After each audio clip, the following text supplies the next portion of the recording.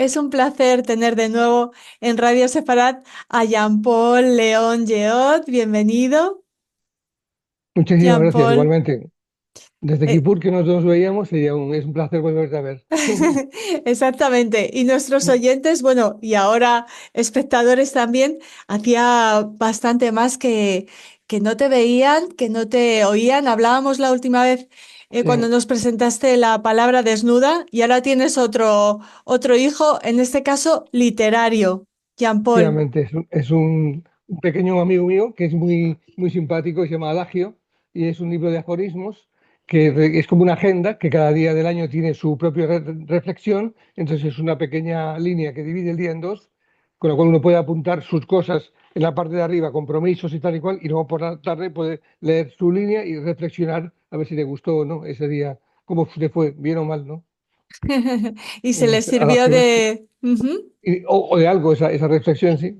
Claro, se les sirvió de inspiración. ¿Son reflexiones tuyas o son reflexiones que has recopilado y que has hecho tuyas también o que No, forman no, parte de tu vida?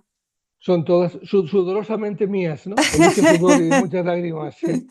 De ir ahí pensando cada día con qué puedo meter una cápsula de lo que he sido este día para mí y para dejar que los demás también, si quieren, evidentemente lo usen así. Para Ujú, apuntar, tengo cita con el médico y luego ir con mi madre al teatro y evidentemente tengo entre medias que pensar quién soy, qué estoy haciendo, en qué país vivo, en qué mundo vivo y demás, ¿no? ujú. Esa es la idea, ¿no?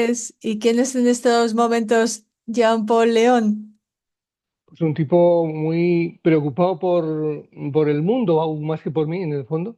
Y desde mi modesto interior, pues bueno, intentando pintar mis cuadros y sacar mis libros, que es más o menos lo que yo sé hacer.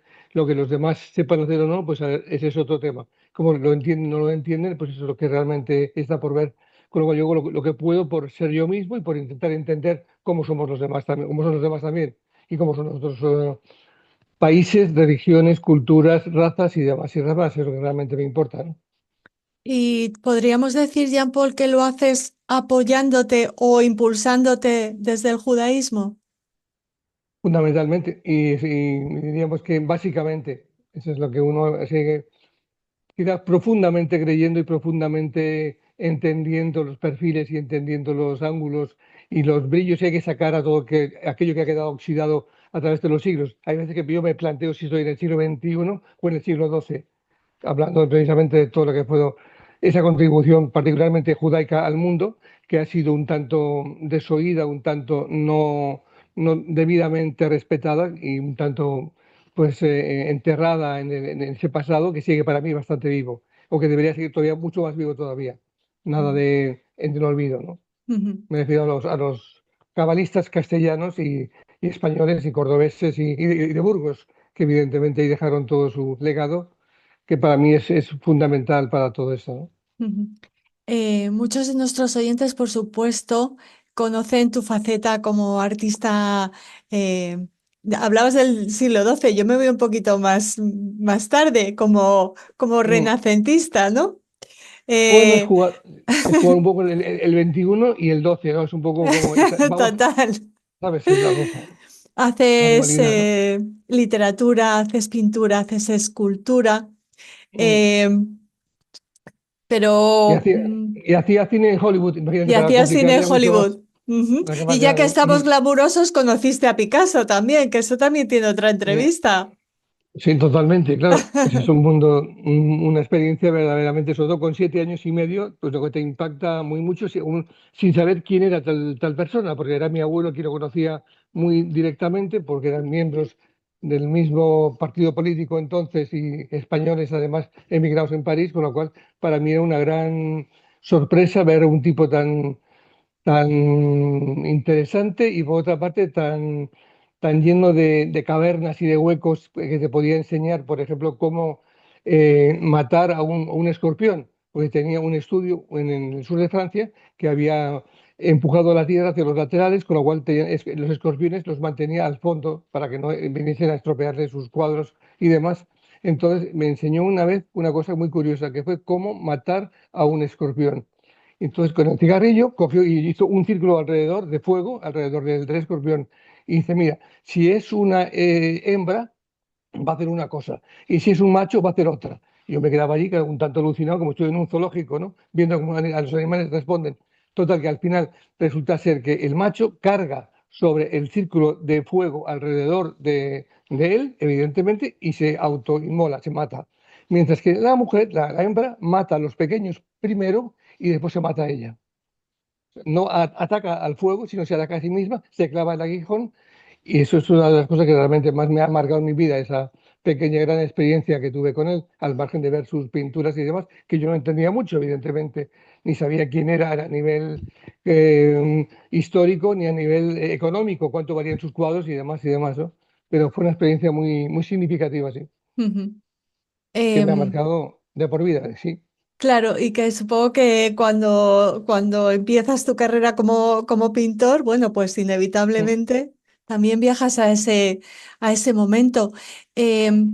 No sé, Evidentemente, sí, claro. ujú. Mm, En conversaciones anteriores, Jean-Paul, hablábamos del compromiso del artista en los ujú. momentos complicados que vivimos. Tu compromiso, se refleja en tu arte, por supuesto. ¿De qué manera? Yo creo que en la parte de más, más espiritual y más mística que se pueda uno encontrar es lo que hay que realmente explotar. La conversación con Adonai y fundamentalmente el respeto que hay que mostrarle y el entendimiento, porque de todas formas es un tanto dual también ese camino. Nos ha puesto aquí, pero tenemos que remitirnos a Él y no a toda esta tontería, todo este ruido, toda esta histeria colectiva en la que estamos metidos. Entonces, a mí me parece que realmente la salida lo que dije antes, la cábala de los místicos más avezados, me parece que hay que, al margen de sacarle brillo, estar muy orgulloso de ello y estar muy consciente de todo eso. No se puede ignorar. Porque si no caemos en un pipi caca pedo culo caca pus, o sea, una cosa muy simplona y muy niñata que no vale para nada. En el fondo es eso, es limpiar los fondos e ir a lo esencial, a la quinta esencia que no deja de ser la que es la que únicamente existe, todo lo demás somos un adendum, somos una especie de extra que está ahí dando vueltas y no sabe en el fondo para qué está aquí, ni cómo, ni por qué, pues realmente como te falta esa conexión con arriba, estás perdido.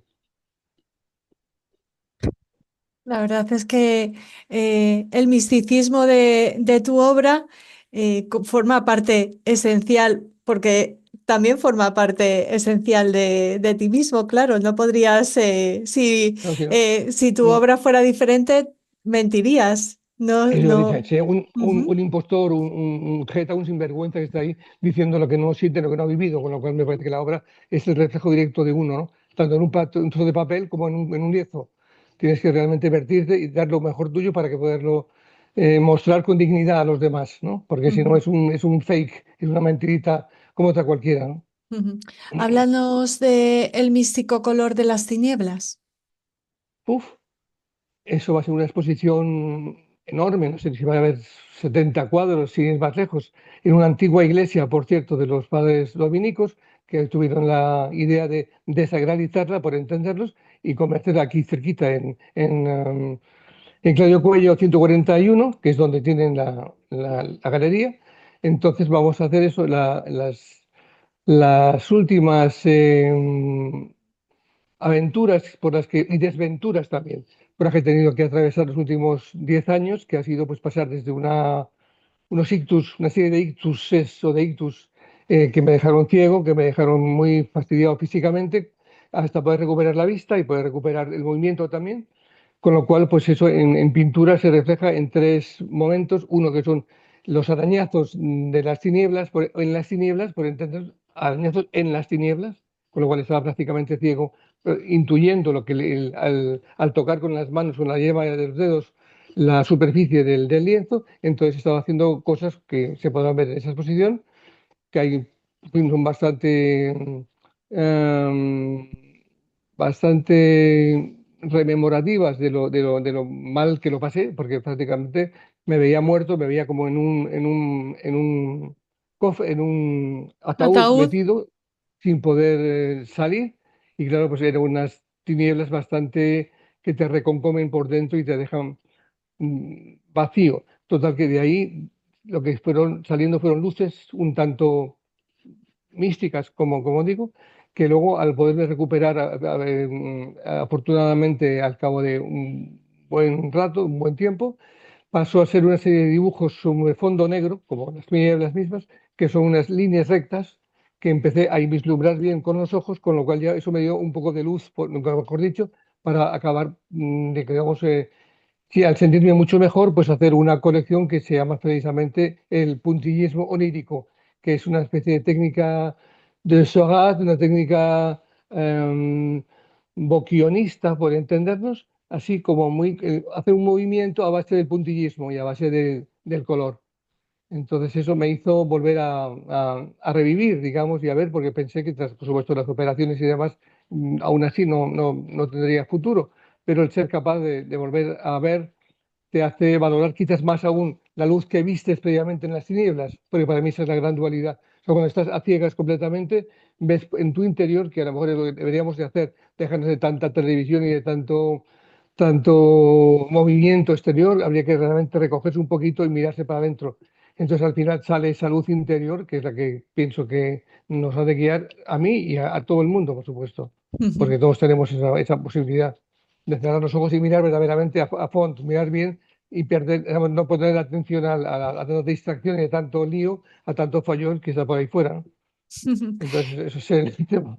Es una, o sea, aparte de comunicarnos cómo has estado y cómo has Mm, salido de esas tinieblas, también mm. es una invitación al recogimiento, ¿no? Lo que nos estás comentando. Fundamentalmente, por supuesto, claro. Eso es la palabra clave es ese recogimiento, que por Ujú. cierto, la curadora del Museo del Louvre, cuando hizo un libro sobre mi obra hace años ya en París, dijo que la obra mía invitaba al recogimiento, efectivamente, usó esa palabra, ¿no?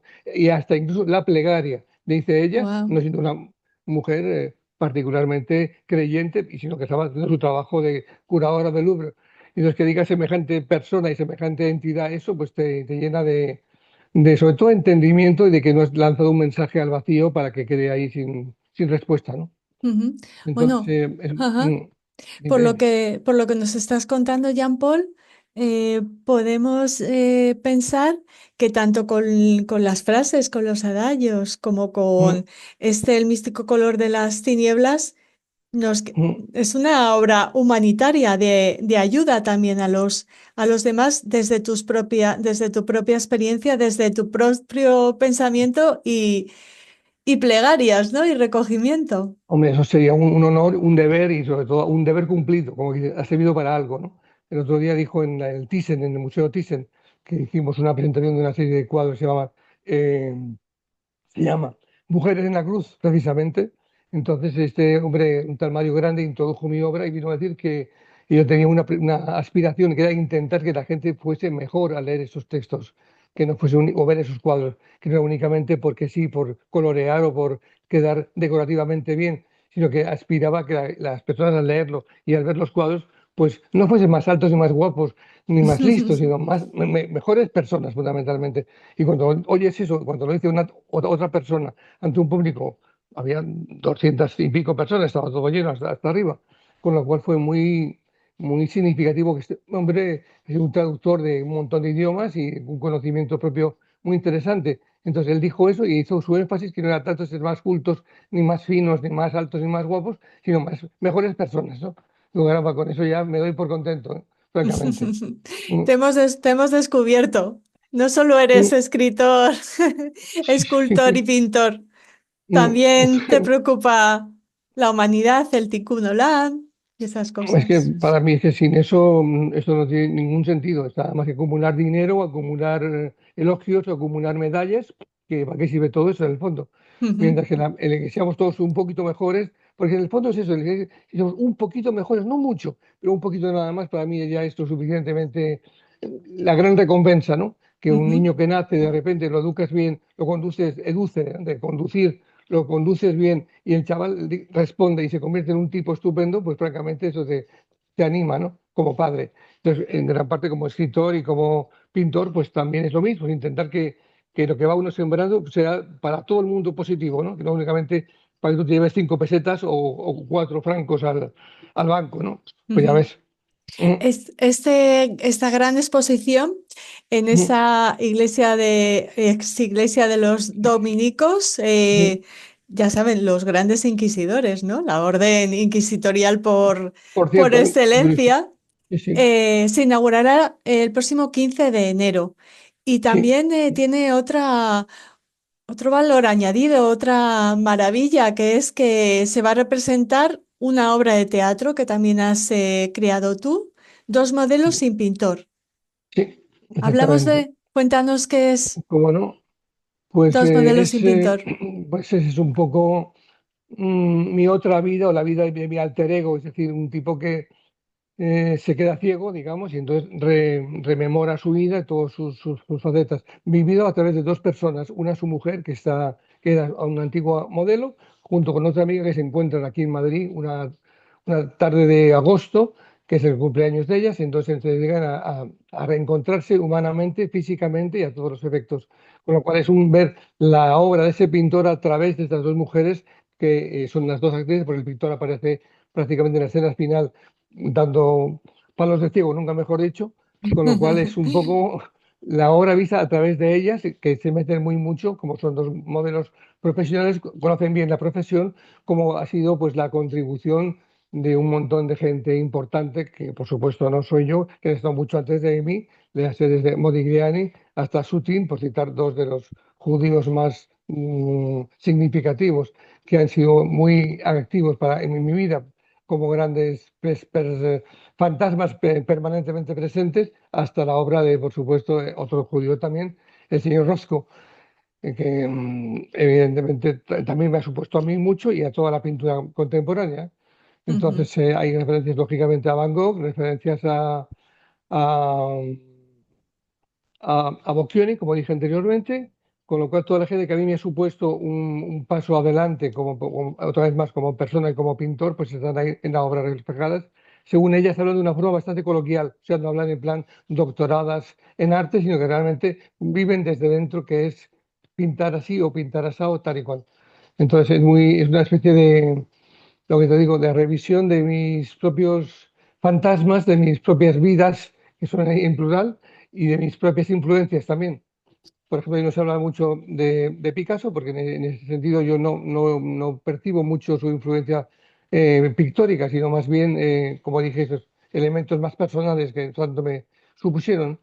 Entonces, tampoco hablo de Dalí ni de Miró, con quien tuve la gran suerte de poder no trabajar, porque yo trabajaba, pero él veía, es decir, le decía en ese momento unos tapices que se quemaron, por cierto, en el World Trade Center, cuando se cayeron, los dos ujú, inmensos, que como ya era muy mayor cuando lo estaba haciendo, pues tenía gente joven como yo contribuyendo a echar una mano con ellos de acá para allá, para llevarlos por el estudio, en Mallorca.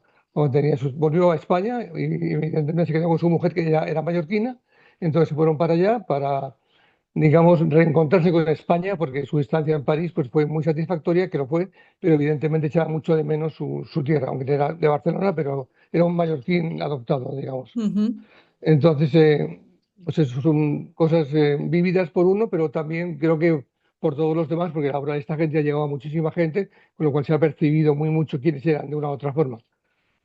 Hay momentos en que se habla muy fuertemente de cómo vivían en el 9 de la calle de la Rue de Baja en París. Vivían en el mismo apartamentito, en el mismo estudio, vivían Modigliani, Haim Soutine y Moshe Gisling, vivían juntos los tres. wow. Entonces, esa es una muy bella obra de teatro que estoy intentando poner de pie también, o sea, volver al pasado, a sus tres personalidades conviviendo, ayudándose, y además como judíos en París en esa época era muy significativa su presencia allí. Ujú.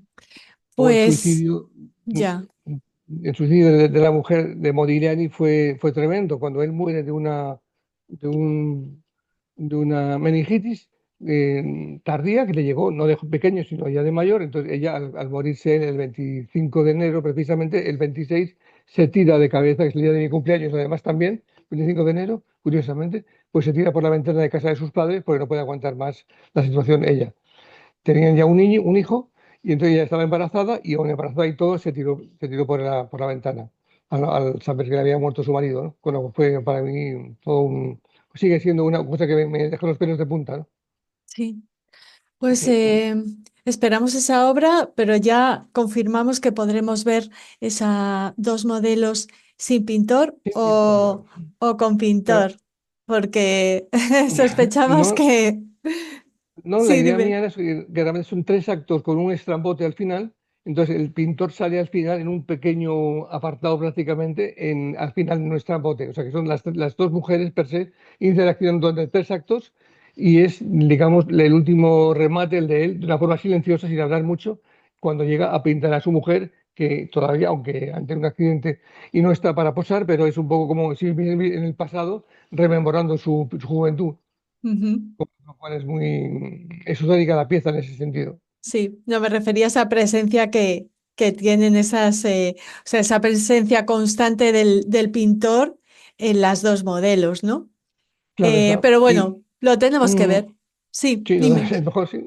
No, que sería, eso es lo que vamos a ver cómo lo escenificamos, si es una forma, digamos, más moderna, o sea, sin muchos detalles de cuadros, o físicamente que se vean también los cuadros, que podría ser una forma más pictórica, pero digamos también que el no ver te hace imaginarte mucho más en un estudio pues lleno de cuadros, lleno de porquería, lleno de desorden, que es todo una forma en que uno se explica también. Entonces, es su ausencia la que quizás nos hace entender mucho sobre lo que estas dos mujeres están hablando y dejando de hablar y dejando en entredicho, dejando entre comillas, dejando que la gente se imagine también. Entonces es muy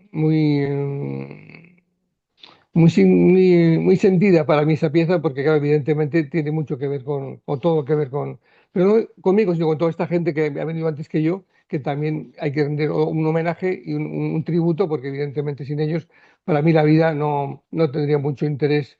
Y en este caso tiene un interés que se multiplica por mil, porque son personas que han contribuido de una manera grandiosa a la humanidad, de verdad. Ujú. ¿Te Mm, parece que para cerrar la entrevista, la conversación, hagamos Sí, un círculo no picasiano sí, sí, cuidado, sin que nos alacranes sumamos. A ver, y ¿eh? volvemos a los adagos y nos lees Mm, uno para despedirnos? Pues, a ver, sí, déjame que me pongan. ¿Me das las gafas de ver? Sí, aquí están. Venga, ahora me aparece más y todo. Que voy a leer una. Que me dice que lea un adagio. ¿Cuál te gusta más a ti? Elige tú. No, da igual. Es que como son todos hijos míos, me da corte decir tú sí, tú no, ¿no? Entonces tengo que, niño, vete a la Estás foto para que hablando salgas tú con mi con tu querida esposa. esposa, con 1 Ofelia. de abril. A los ¿Cuál? banqueros habría que sentarlos a todos en los banquillos. El 19 de abril. Las buenas compañías se las apañan para que las malas no te dejen vivir en paz. Dos. Dos, me Ah, encantan. En estos bueno, tiempos, a ver, bien. eso. 5 de enero. En estos tiempos, el surrealismo es todo lo real que, in illo tempore, dejó de ser el realismo. Pues Los con esos grandes problemas pensamientos, los sí. agudizan las ideologías y los originan ególatras teñidos de teologías baratas.